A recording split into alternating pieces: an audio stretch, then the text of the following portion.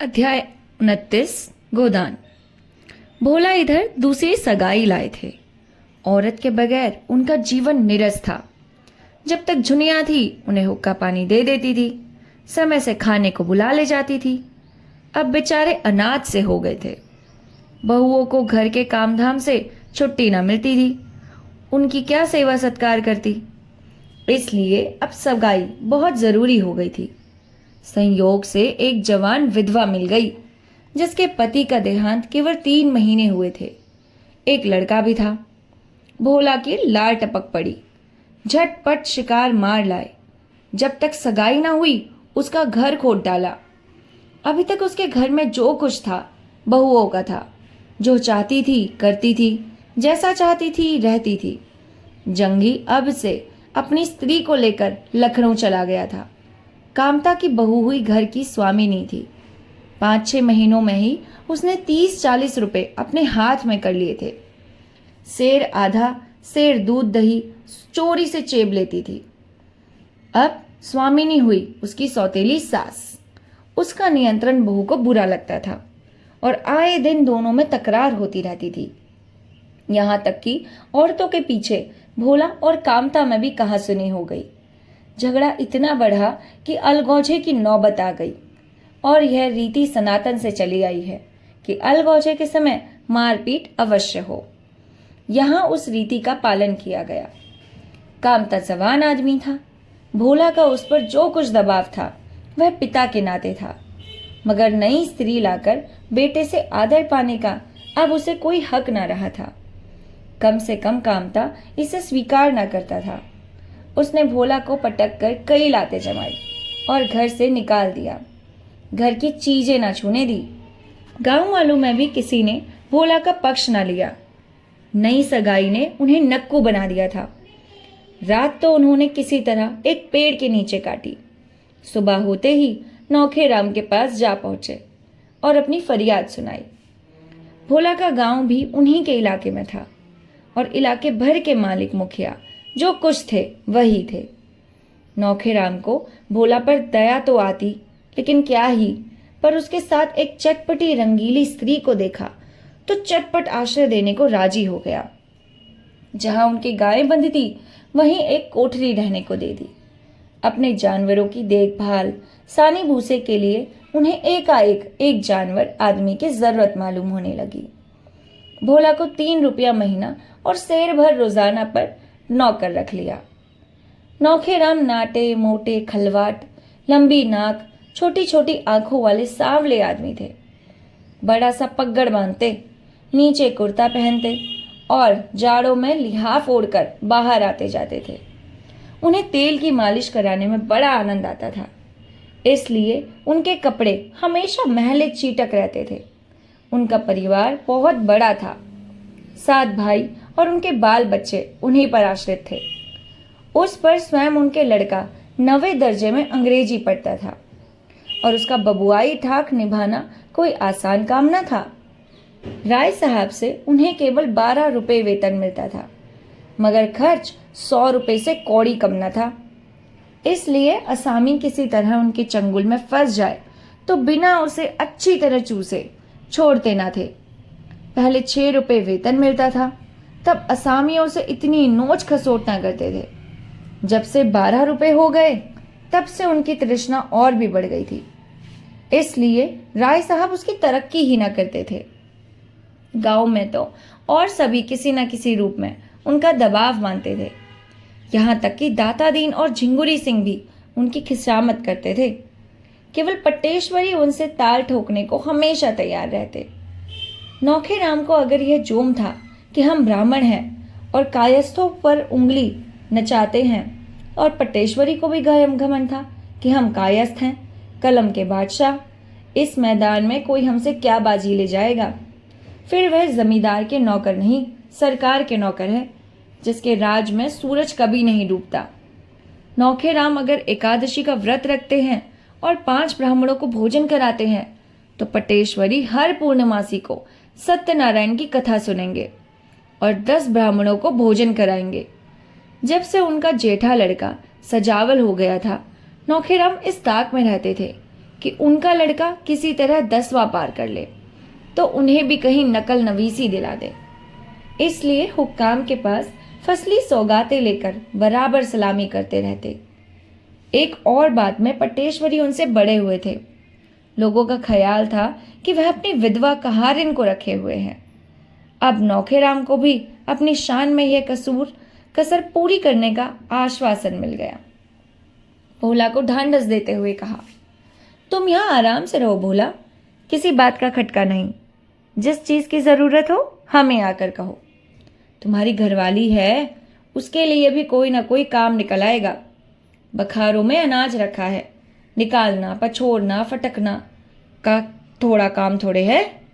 भोला ने अरज की, सरकार एक बार कामता को बुलाकर पूछ लो, क्या बाप बेटे के साथ ये सलूक होना चाहिए?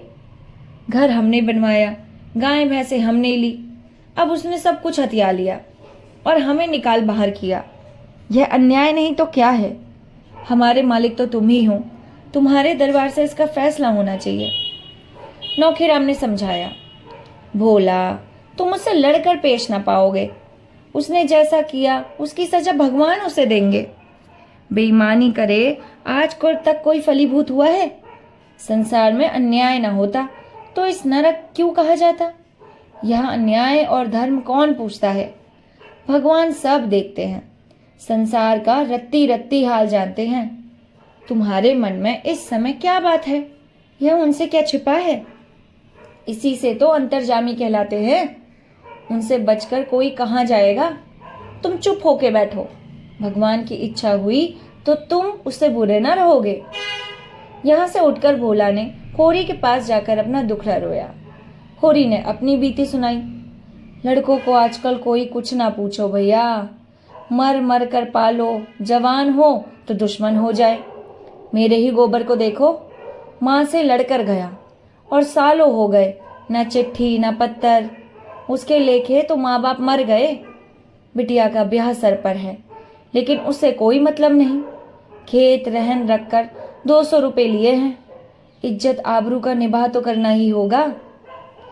कामता ने बाप को निकाल बाहर तो किया, लेकिन अब उसे मालूम होने लगा कि बुढ़ा कितना कामकाजी आदमी था। सवेरे उठकर साना पानी करना, दूध दुहना, फिर दूध लेकर बाजार जाना, वहां से आकर फिर साना पानी करना, फिर दूध दुहना। एक पखवाड़े में उसका हुलिया बिगड़ गया। स्त्री पुरुष में लड़ाई हुई। स्त्री ने कहा, मैं जान देने के लिए तुम्हारे घर नहीं आई हूं। मेरी रोटी तुम्हें भारी हो तो मैं अपने घर चली जाऊं। कामता डरा, ये कहीं चली जाए तो रोकटी का ठिकाना भी ना रहे, अपने हाथ से ठोकना पड़े। आखिर एक नौकर रखा, लेकिन उससे भी काम न चला। नौकर खली भूसी चूरा चुका कर बेचने लगा। अब उसे अलग किया, फिर स्त्री पुरुष में फिर से लड़ाई हुई। स्त्री रूठ कर मैके चले गई। कामता के हाथ पांव फूल गए।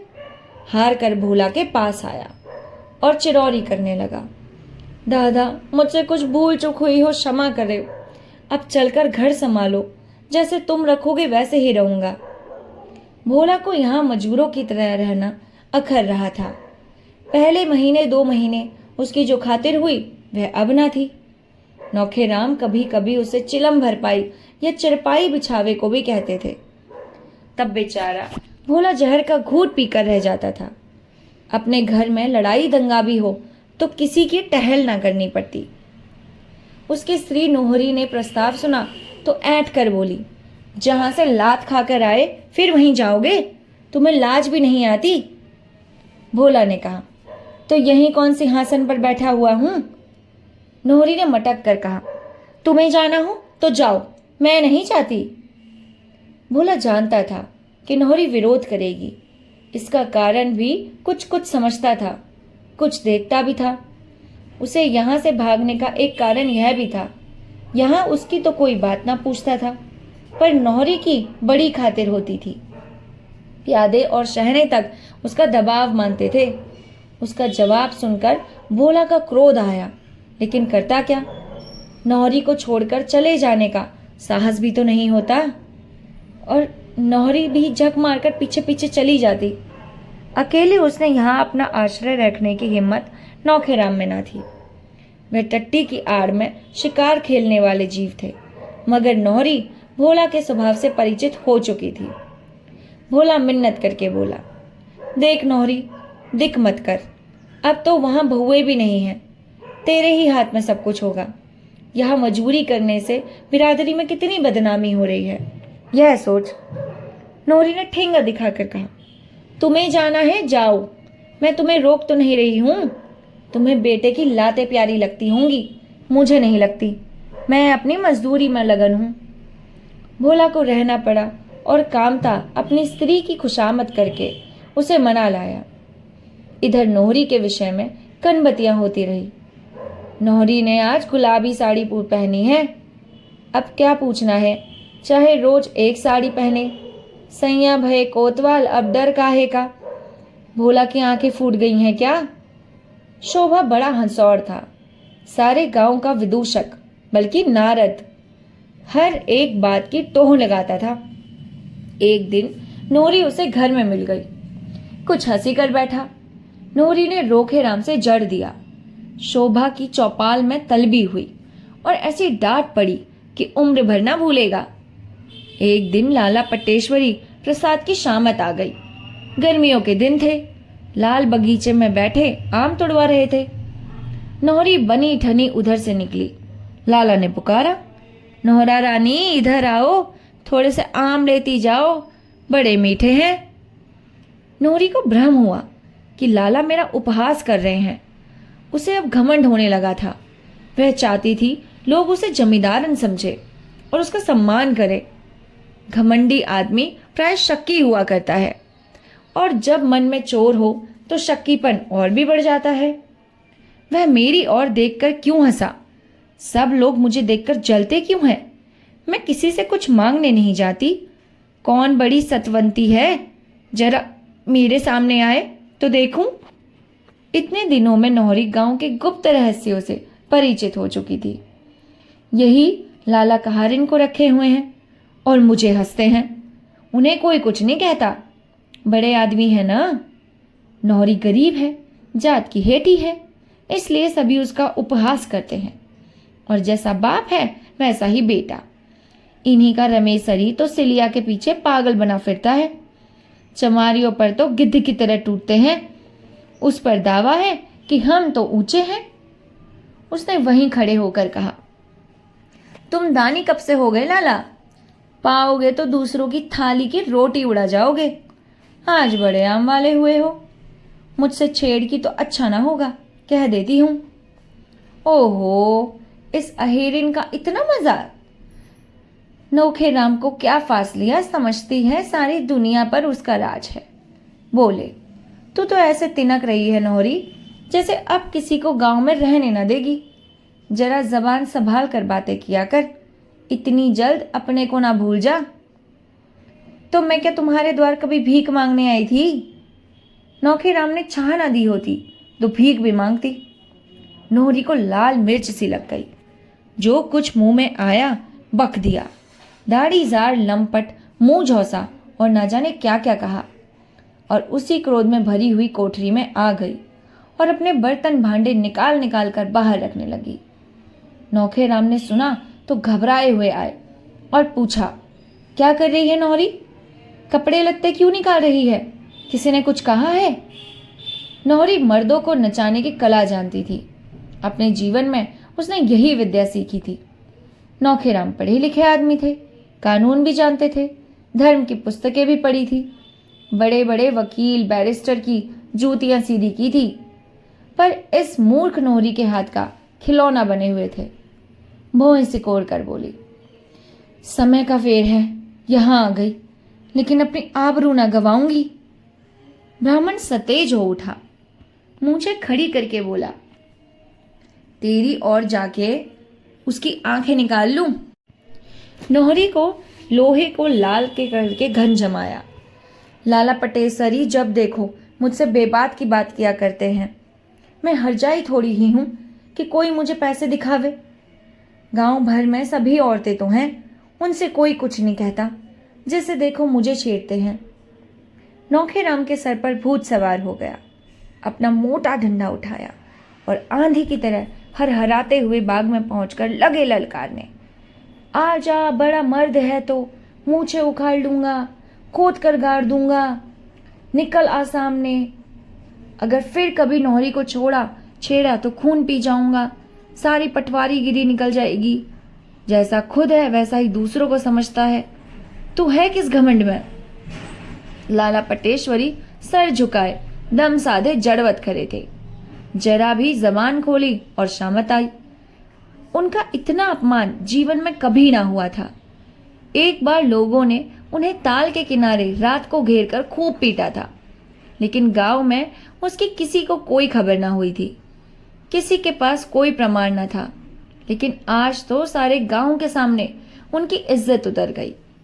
कल जो औरत गांव में आश्रय मांगती आती थी, आज सारे गांव पर उसका आतंक था। अब किसकी हिम्मत है जो उसे छेड़ सके? जब पटेश्वरी कुछ नहीं कर सके तो दूसरों की बिसात ही क्या। अब नौहरी गांव की रानी थी। उसे आते देखकर किसान लोग उसके रास्ते से हट जाते।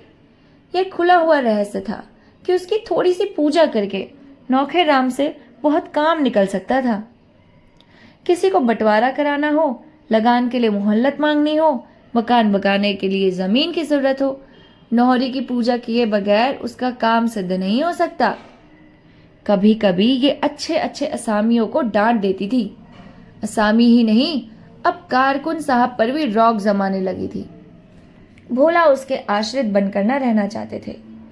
औरत की कमाई खाने से ज्यादा अधर्म उनकी दृष्टि में दूसरा काम न था। उन्हें कुल 3 रुपए महावर मिलते थे। यह भी उनके हाथ न लगते। नौहरी ऊपर ही ऊपर उड़ा देती। उन्हें तमाकू खाने को धेला मयस्सर नहीं, और नौहरी 2 आने रोज के पान खा जाती।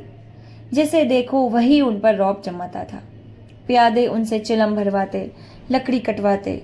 बेचारे दिन भर का हारा थका आता और द्वार पर पेड़ के नीचे झुलंगे खाट पर पड़ा रहता। कोई एक लुटिया पानी देने वाला भी नहीं। दोपहर की बासी रोटियां रात को खानी पड़ती, वह भी नमक और पानी और नमक के साथ। आखिर हार कर उसने घर जाकर कामता के साथ रहने का निश्चय किया। कुछ ना होगा, एक टुकड़ा रोटी तो मिल ही जाएगी, अपना घर तो है। नौहरी बोली, मैं वहां किसी की गुलामी करने ना जाऊंगी। भोला ने जी कड़ा करके कहा, तुम्हें जाने को मैं नहीं कहता, मैं तो अपने को कहता हूं। तुम मुझे छोड़कर चले जाओगे? कहते लाज नहीं आती? लाज तो घोल कर पी गया, लेकिन मैंने तो अपनी लाज नहीं पी। तुम मुझे छोड़कर नहीं जा सकते। तू अपने मन की है, मैं तेरी गुलामी क्यों करूं? पंचायत करके मुंह में कालिक लगा दूंगी, इतना समझ लेना। क्या अभी कुछ कम कालिक लगी है? क्या अब भी मुझे धोखे में रखना चाहती है? अरे तुम तो ऐसा ताव दिखा रहे हो जैसे मुझे रोज गहनों से ही गड़वाते हो। तो यहां नौहरी किसी का ताव सहने वाली नहीं है। भोला झल्ला कर उठे और सरहाने से लकड़ी उठाकर चले कि नौहरी ने लपक कर उनको पकड़ लिया। उसके बलिष्ठ पंजों से निकलना भोला के लिए मुश्किल था। चुपके से कैदी की तरह बैठ गए। एक जमाना था जब वो औरतों को उंगलियों पर नचाया करते थे। आज वह एक औरत के करपाश में बंधे हुए हैं और किसी तरह निकल नहीं सकते। हाथ छुड़ाने की कोशिश करके वह पर्दा नहीं खोलना चाहते। अपनी सीमा का अनुमान उन्हें हो गया है, मगर वह क्यों इस निडर होकर नहीं कह देते कि तू मेरे काम की नहीं, मैं तुझे त्यागता हूं। पंचायत की धमकी देती है। पंचायत क्या कोई हवा है?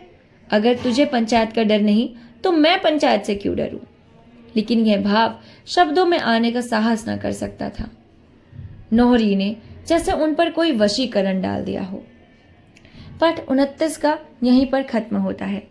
मिलते हैं आपको नेक्स्ट स्टोरी के साथ। तब तक के लिए नमस्कार।